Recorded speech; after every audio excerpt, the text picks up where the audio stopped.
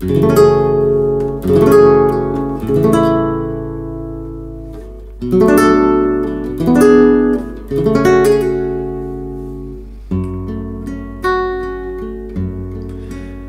پنجره با یه قفس، یه حنجره بی هم نفس.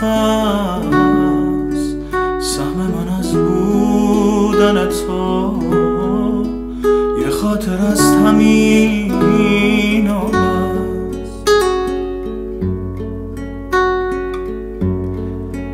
تو این مثلث غریب ستاره ها را خط زدم، دارم به آخر میرسم.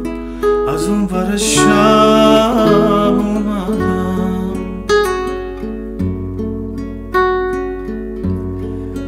یه شب که مثل مرسیه خیمه زده رو باورم. باید تو این سکوت تلخ صدا تو از یاد ببرم.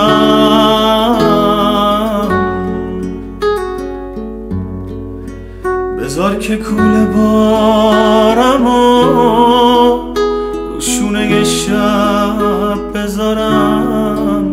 باید که از اینجا برم، فرصت موندن ندارم.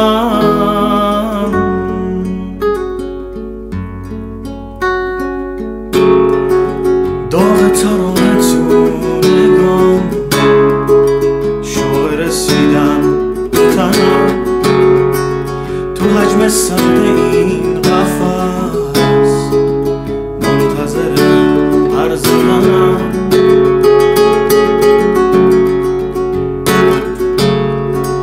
من از سوار غربتم.